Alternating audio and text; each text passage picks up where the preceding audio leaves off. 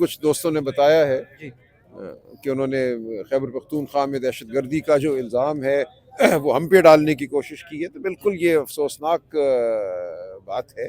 جی پوری دنیا جانتی ہے، خیبر پختونخوا کے لوگ جانتے ہیں کہ وہاں دہشت گردی کیوں ہے۔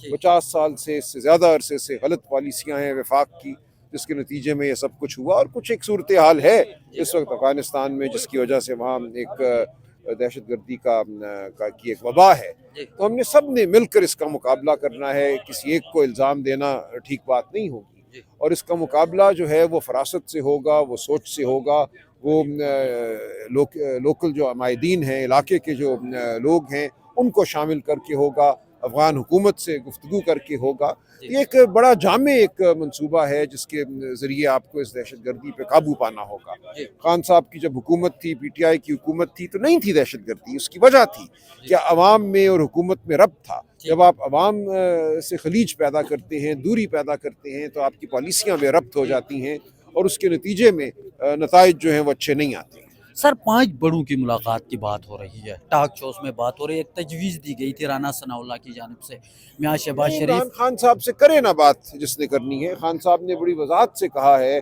کہ وہ جو فیصلہ ساز ہیں ان سے مکالمہ کرنا چاہتے ہیں، اصولوں کی بنیاد پر، آئین کی بنیاد پر، عدلیہ کی آزادی کے لیے۔ تو خان صاحب نے تو ہمیشہ یہ کہا ہے کہ میں موجود ہوں۔ خان صاحب کو ایک طرف کر کے کال کوٹری میں ڈال کر کوئی مذاکرات نہیں ہو سکتے، کوئی ڈائیلاگ نہیں ہو کون سکتا۔ بات کرے گا سر؟ دیکھیں، خان صاحب موجود ہیں نا، خان صاحب سے گفتگو جس نے کرنی ہے کرے۔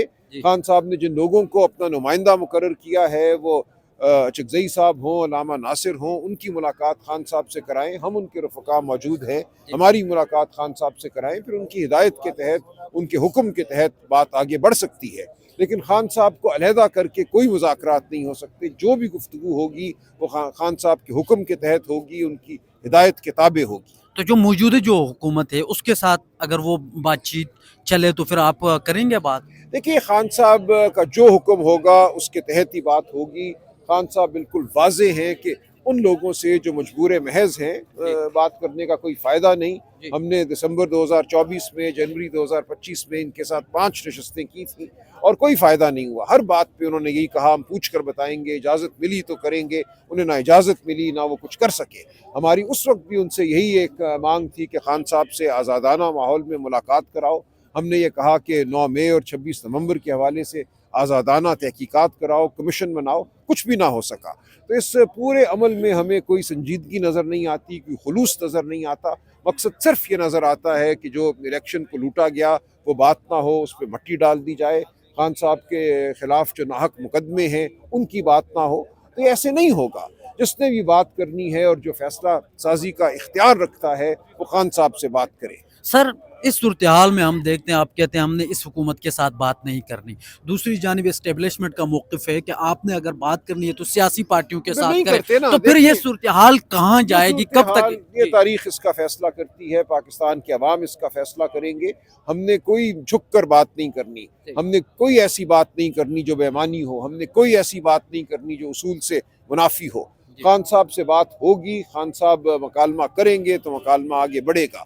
تو سب سے پہلا قدم اگر اس تمام عمل میں کوئی سنجیدگی ہے تو یہ ہوگا کہ بہنوں کی ملاقات کرائی جائے، بیٹیوں کی ملاقات بشرا بی بی سے کرائی جائے، جی ہم لوگوں کی، خان صاحب کے وکلاء کی ملاقات ان سے کرائی جائے، علامہ ناصر، چکزئی صاحب اور دیگر جو ہمارے رفقا ہیں، سیاسی رفقا ہیں عمران خان صاحب کے، ان کی ملاقات کرائی جائے، پھر کوئی عمل آگے بڑھ سکتا ہے، ورنہ سب ڈھکوسلا ہے۔ آخری سوال لیجئے گا سر، اس صورتحال میں ہم دیکھتے ہیں کہ مطلب معاشی حالات تو ویسے ہی خراب ہے، مہنگائی بڑھ رہی ہے دن بدن، اور ایک طرف ہم دیکھتے ہیں سیاسی کشیدگی جو ہے وہ بڑھ دیکھیں نا، رہی ہے دن یہ بدن، جو تو پھر لوگ اس ملک کا کیا بنے گا؟ کیا جو ایسی؟ لوگ اس نظام پر قابض ہیں ان کو سوچنا چاہیے۔ جی ان کے تمام حربے ناکام ہو چکے ہیں۔ پاکستانی قوم خوفزدہ نہیں ہوئی، پاکستانی قوم اپنی جگہ کھڑی ہے۔ جی اس ملک کی معیشت جو ہے وہ جمود کا شکار ہے، نوکریاں نہیں پیدا ہو رہی، فیکٹریاں بند ہو رہی ہیں، غربت بڑھ رہی ہے، بے روزگاری بڑھ رہی ہے۔ اس تمام تناظر میں اگر آپ ایک جھوٹ کی عمارت کھڑی کرتے ہیں، الیکشن کو لوٹ کر،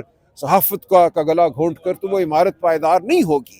ہوش کے ناخن کرنے چاہیے کہ ہمیں تمام اس ملک کے جو طبقہ فکر کے لوگ ہیں ان کو ساتھ لے کر چلنا ہے، پاکستان کی عوام کو ساتھ لے کر چلنا ہے، سچ کی بنیاد پر ایک عمارت کھڑی کرنی ہے۔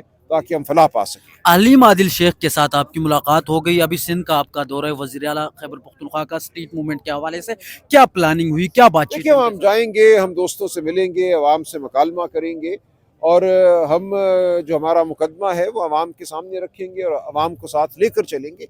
ये हक है हमारा, ये हक है सुहेल आफरीदी का, ये हक है सिंध के अवाम का कि वो बात सुन सकें, बात कर सकें, चल सकें हमारे साथ। तो इसमें कोई किसी की मेहरबानी नहीं, लेकिन हम देखेंगे वहाँ क्या होता है। ठीक है, बड़ी मेहरबानी, बड़ी